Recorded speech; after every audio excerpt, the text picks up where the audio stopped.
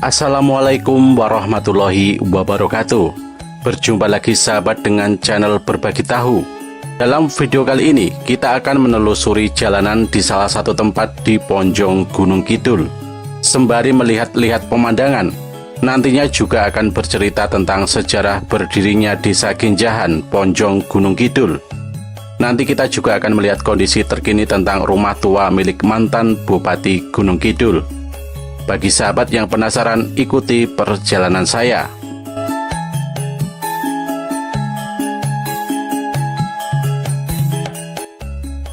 Pada masa kekuasaan Kerajaan Mataram Kartasura, wilayah Gunung Kidul termasuk dalam wilayah Mangkunegaran Solo. Namun dengan adanya peristiwa babat Perjanjian Giyanti pada tahun 1755 Masehi, yaitu perjanjian pembagian wilayah antara VOC dengan Kasultanan Mataram, maka Gunung Kidul masuk wilayah Kasultanan atau Mataram Yogyakarta, dan wilayah Semboyan Wonogiri masuk di wilayah Mangkunegaran Solo. Berdirinya Desa Genjahan ditandai dengan terjadinya perubahan sistem pemerintahan Kademangan ke dalam sistem pemerintahan Kalurahan pada tahun 1912. Pada masa pemerintahan Kademangan, struktur organisasi pemerintah terdiri dari bekel tua, kemudian bekel cengkek, bekel jajar, dan sebagainya. Jabatan bekel dilaksanakan dengan sistem turun-temurun. Pada saat itu, Desa Genjahan termasuk dalam wilayah Kademangan Pati, sedangkan Demang yang berkuasa yaitu Harjodarso. Wilayah Ponjong terdiri dari Kademangan Wirik, Kademangan Trengguno, Kademangan Koripan, Kademangan Ponjong, Kademangan Karangijo, dan Kademangan Pati. Berdirinya Kalurahan Genjahan pada hari Rabu Wage tanggal 28 Agustus tahun 1912, terdiri dari Dusun Pati, Dusun Genjahan, Dusun Susukan, Dusun Simo, Dusun Kerjo, dan Dusun Tanggul Angin. Setelah terbentuk kalurahan, maka struktur organisasi pemerintah menjadi Lurah Kamitua, kemudian Carik, Jagamiruda, Kabayan, dan Ulu-Ulu.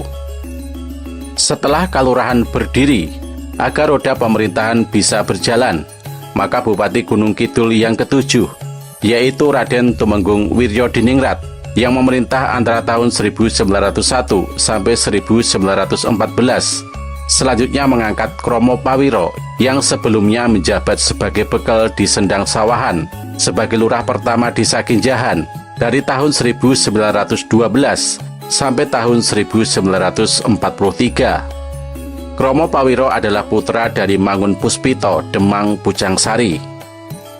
Pada saat berdiri, Kalurahan Genjahan belum memiliki balai desa. Untuk itu adanya rapat dan pertemuan lainnya dilakukan di rumah Lurah Kromo Pawiro, sekaligus sebagai pusat pemerintahan. Setiap hari Rabu Wage, Kalurahan Genjahan selalu mengadakan rapat rakyat atau rapat kepala keluarga. Rapat yang dilakukan setiap hari Rabu Wage ini selanjutnya dikenal dengan sebutan Rapat Wong Sewu.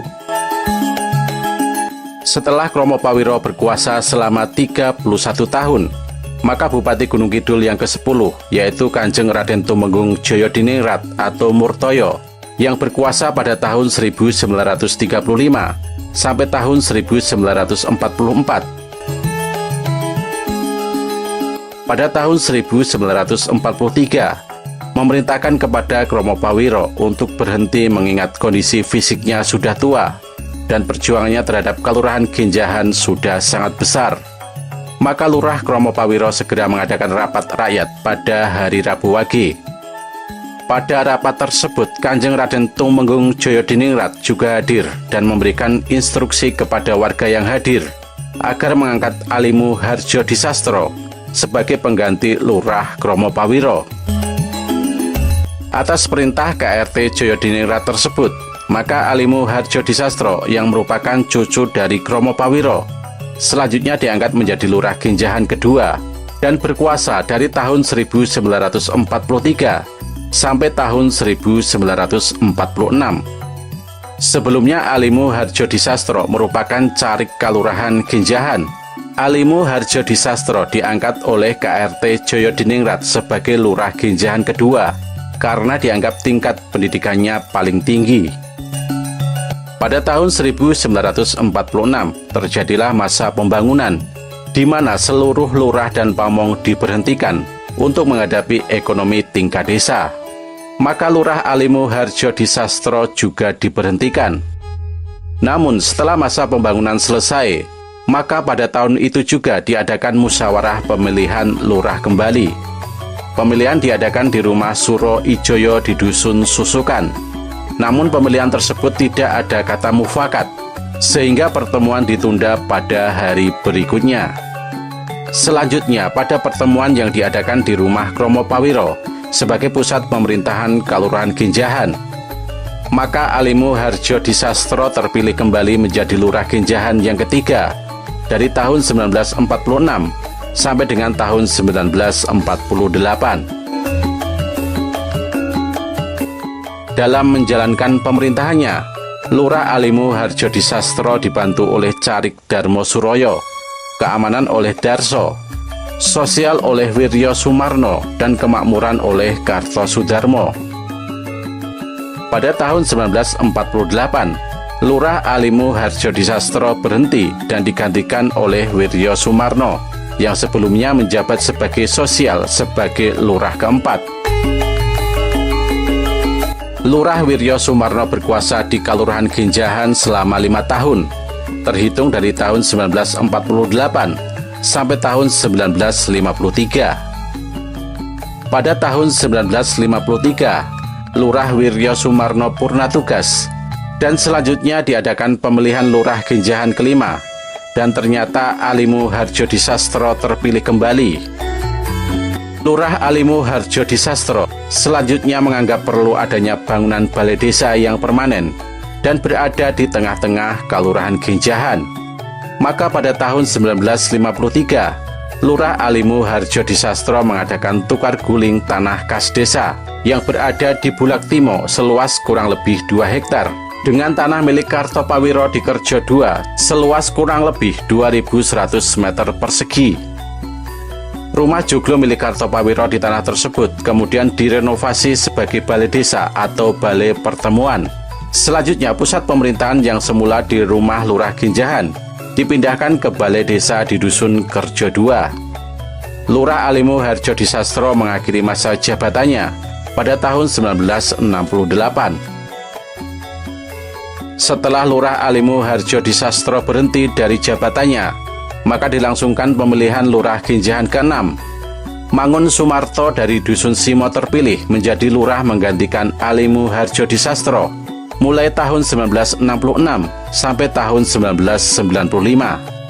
Selama 30 tahun sebagai Lurah Genjahan, Mangun Sumarto melanjutkan program kerja dari Alimu Harjo Disastro dari berbagai bidang. Banyak perubahan yang dilakukan oleh Mangun Sumarto, terutama di bidang pembangunan, sosial, dan budaya. Setelah Lurah Mangun Sumarto habis masa jabatannya, maka mulai tahun 1995 sampai tahun 2003, Sutijo BA dari Dusun Pati terpilih menjadi Lurah ke-7. Pada masa pemerintahan Lurah Sutijo BA, Balai Desa sebagai pusat pemerintahan diprogramkan untuk dibangun. Namun hingga Lurah Sutijo BA habis masa jabatannya, program tersebut belum terrealisasi.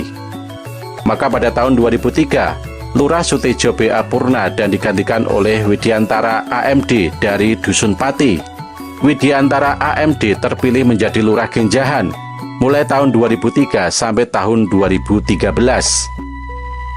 Pada masa pemerintahan Lurah Widiantara AMD, sebutan Kalurahan, Dusun, dan Pamong dikonversi menjadi sebutan desa, padukuhan, dan perangkat desa. Demikian juga sebutan kepala dusun menjadi dukuh, dan lurah menjadi kepala desa. Kepala Desa Widiantara AMD berkuasa di Desa Genjahan selama 10 tahun dan mengakhiri masa jabatannya pada tahun 2013. Setelah Kepala Desa Widiantara AMD purna tugas, maka Haji Agus Haryanto terpilih menjadi Kepala Desa Genjahan ke-9. Sesuai dengan peraturan perundang-undangan, bahwa masa jabatan kepala desa ditentukan selama 6 tahun dalam satu periode dan bisa dipilih kembali selama 2 periode berturut-turut. Maka Kepala Desa Haji Agus Haryanto menjabat dari tahun 2013 sampai tahun 2019.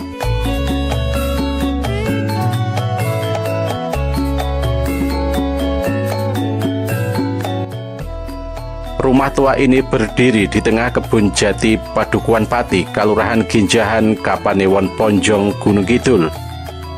Rumah tua ini dahulu milik Bupati ke-8 Gunung Kidul, yakni Prawiro Suwiknyo, dan sempat dipertimbangkan menjadi cagar budaya. Prawiro Suwiknyo ternyata menjabat kepala daerah Gunung Kidul pada periode tahun 1958 sampai tahun 1959 silam. Singkatnya masa pemerintahan Prawiro Suwiknyo, karena dahulu bupati dipilih berdasarkan maklumat. Kala itu belum ada regulasi yang mengatur tentang lamanya masa jabatan. Menurut ahli waris yang sempat tinggal di rumah tersebut, yakni Murtanti Sunardewi mengatakan, luas lahan bangunan tersebut sekitar 5.000 meter persegi. Beliau menyebut rumah peninggalan eyangnya itu diduga dibangun sebelum Indonesia merdeka.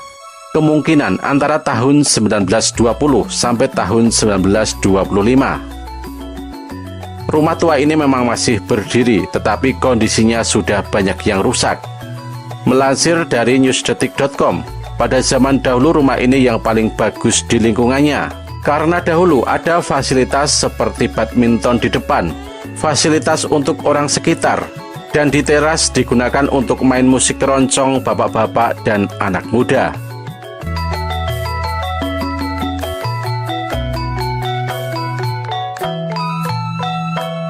Sampai di sini dahulu sahabat, kita jalan-jalan di Ponjong Gunung Kidul dan bercerita tentang sejarah Desa Ginjahan serta melihat kondisi rumah tua yang sempat viral di media sosial.